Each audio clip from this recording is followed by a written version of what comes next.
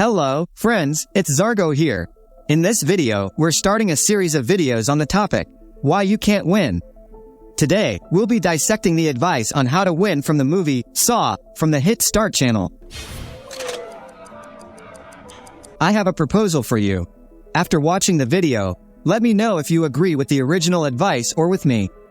Perhaps you have your own solution for how to pass a particular trap. I'll be happy to read your thoughts. Now, let's get started. I won't retell the plot, but I'll simply analyze the advice on how to win. The first piece of advice comes after the characters are locked in a room with metal hacksaws. The author suggests cutting through what appears to be a rusty pipe wrapped with a chain. They hint that the pipe is very rusty, and sawing through it won't be much trouble. The biggest problem with this advice is the hacksaw blade. In the movie, after just a few strokes, the blade snaps, and it's not surprising.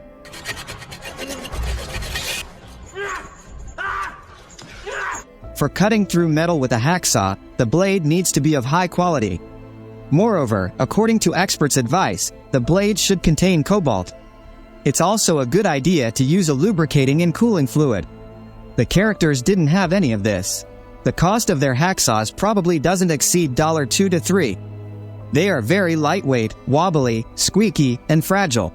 The first and foremost piece of advice should have been the proper handling of the tool. Your movements should be deliberate to avoid a mishap like in the movie. If you look at the chains that our characters were trying to saw through, after several attempts, there wasn't even a scratch on them. Again, this could indicate poor blade quality and that it had already dulled. A high-quality blade, when used correctly, can last for years, while a cheap, low-quality one, like in the movie, will dull and break after just 5 minutes of work. It's worth remembering that an expensive blade isn't always a sign of quality.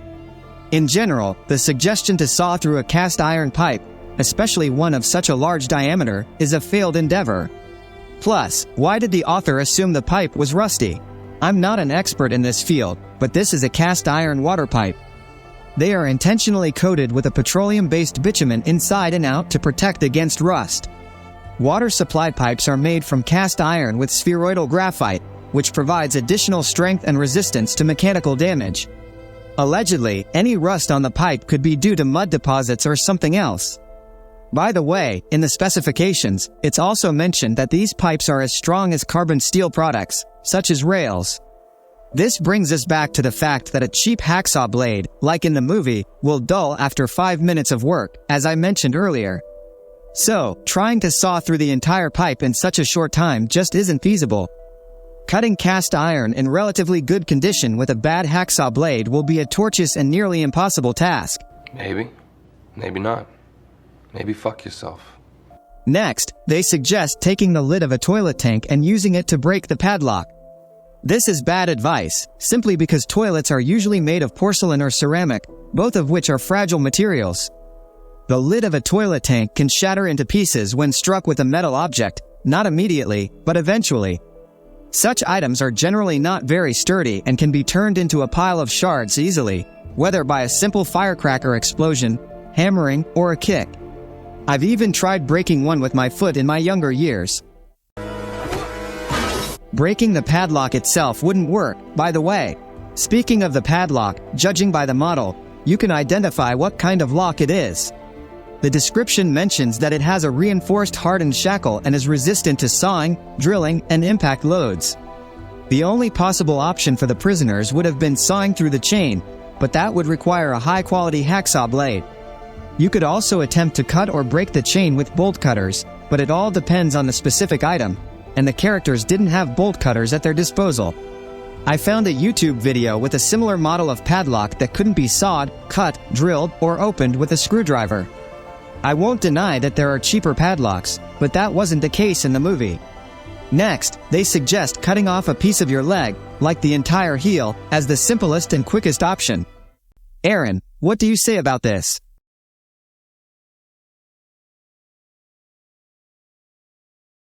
It might sound like a good idea, but in reality, it's not that simple.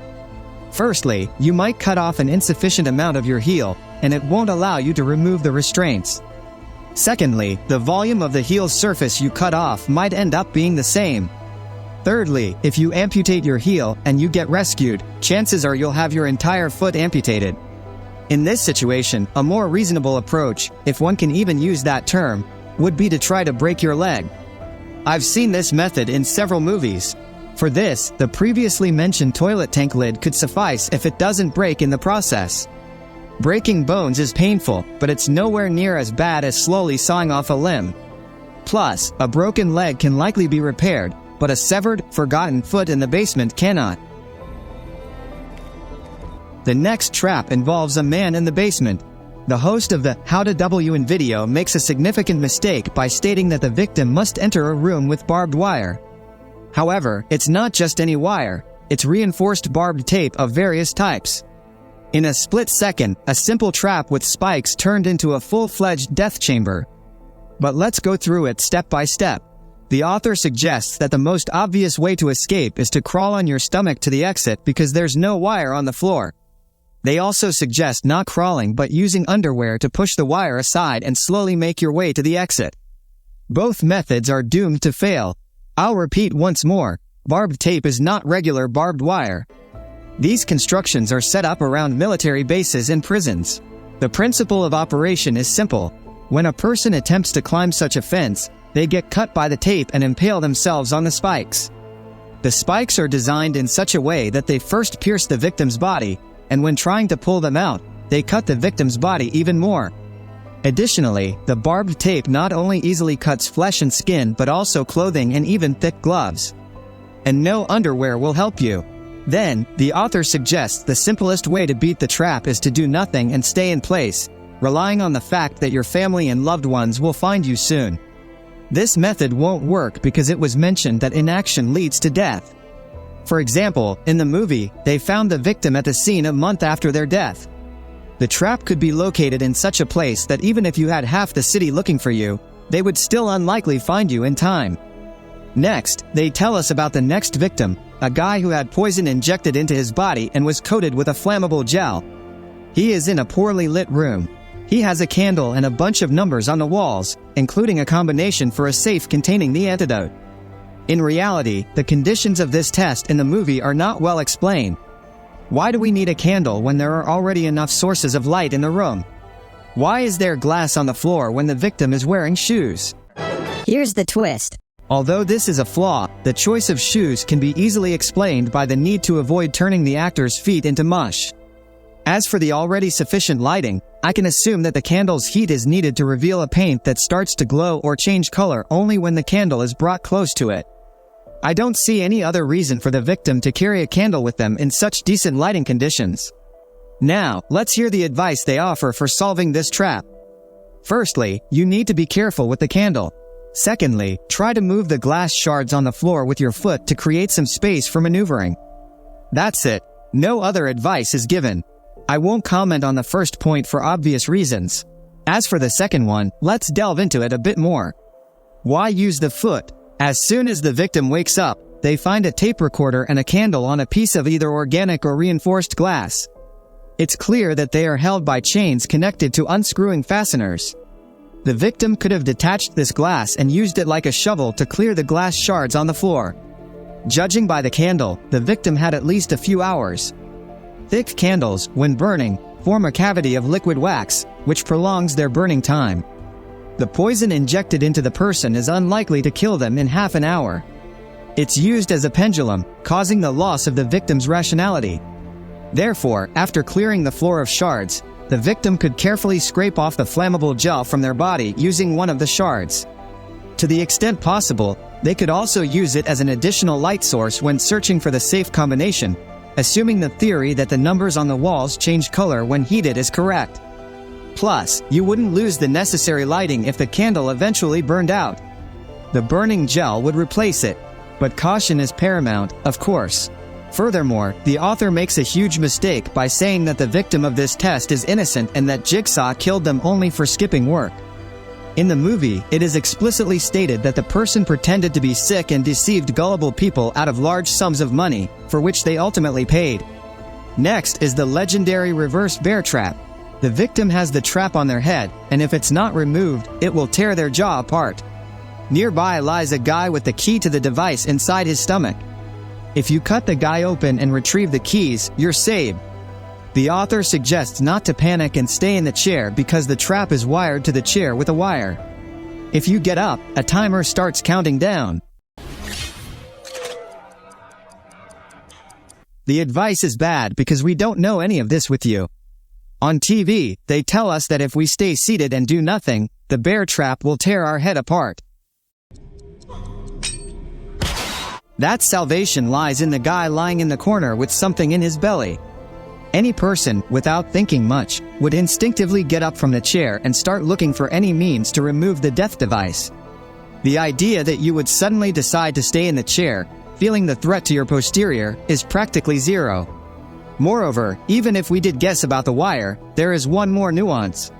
The wire could be securely attached to the chair with a screw cap at the front of the bear trap, and even after the victim gets up, the wire remains sticking out of the chair. Plus, the wire on the actual bear trap is connected to a small spike that triggers the timer when detached.